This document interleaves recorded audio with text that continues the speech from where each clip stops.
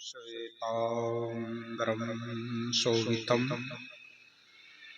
कर्णेन्दुकुण्डलं श्वेतशुभ्रमकुटं हीरामणिमण्डितं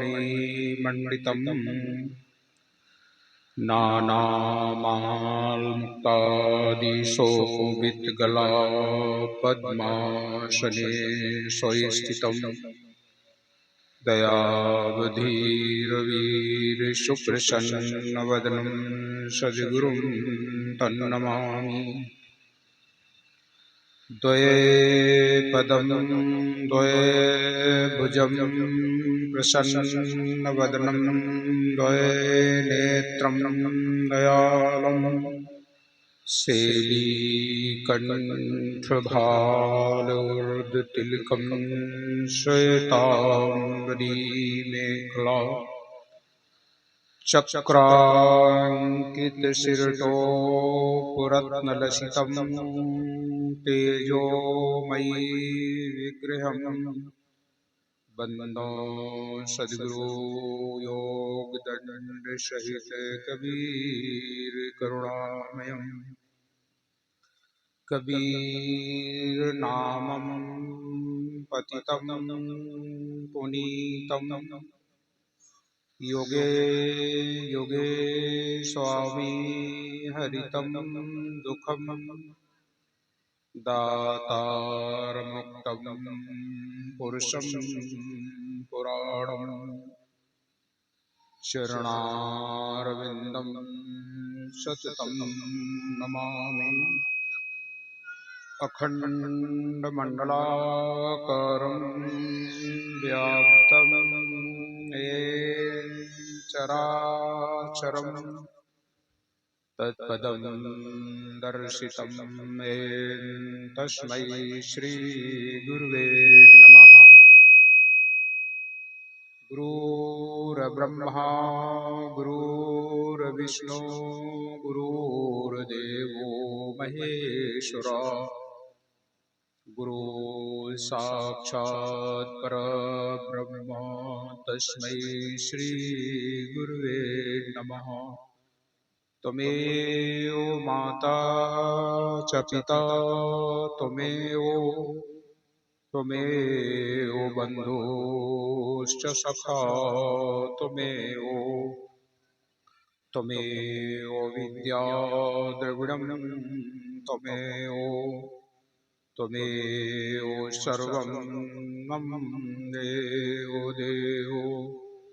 ध्यानमूलं गुरुमूर्ति पूजामूलं गुरुपदं मन्त्रमूलं गुरुवाक्यं मोक्षमूलं गुरुकृपा। प्रथमं वन्दो सद्गुरुचरण जिनयगम अलखाया गुरु ज्ञान दीप प्रकाश कर पट खोल दर्श दिखाया।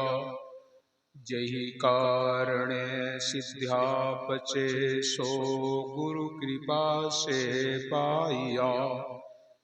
अकहे मूरत यमीय सूरत ताहि में जाय समाया। बंदो पुरुष कबीरो बंदो खोड़स यंश को बंदो परमात्म धीर बंदो कोतर वंश को। बंदो गुरु सहते जीवाई बंदो सात वंश अधिकाई। बंदो राय के जी गुरु भूपा बंदो वंश 27 रूपा। बंदो गुरु चतुर्भुज स्वामी बंदो 16 सुत सहदानी। बंदो गुरु द्रंडास्य अधिकारे बंदों वंश 42 प्यारे, 4 गुरु और 9 तमवंशा, मुक्ति करें सब जग के हंसा। चूड़ामणि है पंथ के राजा, जिनके हाथ जीवन कर काजा। वंश 42 दाया कीजे, कोटि न कोटि बंदगी लीजे। प्रणमो कोटि बार कर जोरी, जिनकी दया विमल बुद्धि मेरी। बंदो गुरुपद कंज, जरा मरण दुख नाश भव। सत्य नाम मन रंज, सद्गुरु दाया जाहि पर। सत्य नाम है सार, बूझो संत विवेक करी। उतरो भव जल पार, सद्गुरु का उपदेश यह। गुरु के चरण बंदन किए, मंगल सब विधि काज। सद्गुरु कबीर महामहिमा, वर्णन करूं राखो सद्गुरु लाज। हे सद्गुरु संतन रमण, श्वेत कंज सुख धाम। सदग्रंथन प्रारंभ करूं, करके तुम्हें प्रणाम। साहे बंदगी साहे। प्रातः स्मरणीय, जगत वंदनीय, जन जन के नायक, कण कण में विराजमान सत्य पुरुष परमात्मा सदगुरु कबीर साहेब, तत्स्वरूप परम पूज्य पंच हुजूर प्रकाश मीनाम साहेब, परम पूज्य पंच उदित मीनाम साहेब के पावन चरण कमलों में कोटि कोटि बंदगी। परम पूज्य गुरुदेव महर्षि लालदास जी साहेब, परम पूज्य गुरुदेव महर्षि बालकदास जी साहेब के पावन चरण कमलों में कोटि कोटि बंदगी। आज के इस पावन अवसर पर उपस्थित संत जन, नेमी प्रेमी सज्जनों, श्रद्धामयी भक्तिमयी ममतामयी माताओं एवं बहनों, नवयुवक साथियों, वसुंधरा की गोद में खेलने वाले नौनिहाल बाल गोपाल, आप सभी लोगों को मेरी ओर से सप्रेम साहे बंदगी साहे। आज सदगुरु कबीर साहब की समृद्ध कथा का दूसरा दिवस है। दूसरे दिवस की इस पावन मेला में आप सभी लोगों के दर्शन का लाभ प्राप्त हो रहा है। कल पूजन का कार्य संपन्न हुआ था। सदगुरु कबीर साहब के बारे में कुछ आप लोगों से बातें की, चर्चा की। आज धनी धर्मदास जी साहब सदगुरु कबीर साहब से पूछ रहे हैं कि हे साहेब दया करें, इस संसार के बारे में कुछ हम जानना चाहते हैं। मेरी इच्छा है कि यह सृष्टि की रचना कैसे हुई, इस विषय में हम आपसे पूछना चाहते हैं। दया करके मेरी संशय को दूर करें, क्योंकि इस संसार में सृष्टि की रचना एक पहेली की तरीके से जिसके जो मर्जी में आ रही है अपने अपने ढंग से बतला रहे हैं। सृष्टि की रचना एक ही तरीके से हुई होगी, ये तो सभी लोग स्वीकार करते हैं कि सृष्टि की रचना एक ही तरीके से हुई होगी और एक ही ब्रह्म होगा जिसने सृष्टि की रचना की है। लेकिन जब हम इस भवसागर में लोगों को सुनते हैं तो कुछ लोग अपने अपने ढंग से अलग अलग बातें करते हैं और सृष्टि की रचना अपने अपने तरीके से केवल इसलिए ऐसा बोलते हैं कि जिसे हम मानते हैं वो श्रेष्ठ है। इस भावना को लेकर के लोग सृष्टि की रचना के बारे में बताते हैं, लेकिन सदगुरु कबीर साहब जो सृष्टि की रचना की बात करते हैं वो अलग नहीं है, लेकिन एक ही है। जैसे कि हम किसी भी महापुरुष को सुनते हैं, अगर ईसा मसीह को सुनते हैं तो वो कहते हैं सृष्टि की रचना ईसा मसीह ने की है। इस्लाम धर्म को अगर सुनते हैं तो कहते हैं खुदा ने की है इस सृष्टि की रचना। और अगर हम सनातन धर्म को देखते हैं तो सनातन धर्म में तो सभी ने अलग अलग, भगवान शिव को पढ़ते हैं तो कहते हैं भगवान शिव ने सृष्टि की रचना की है।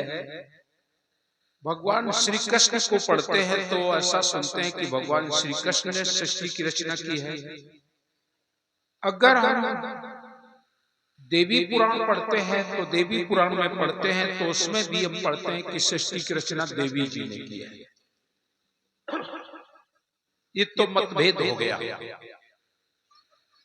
सृष्टि की रचना तो एक ही तरीके से हुई है, लेकिन उसे देवी जी ने बताया या शिव जी ने बताया या कृष्ण जी ने बताया या खुदा ने बताया, अलग अलग कैसे हो सकता है।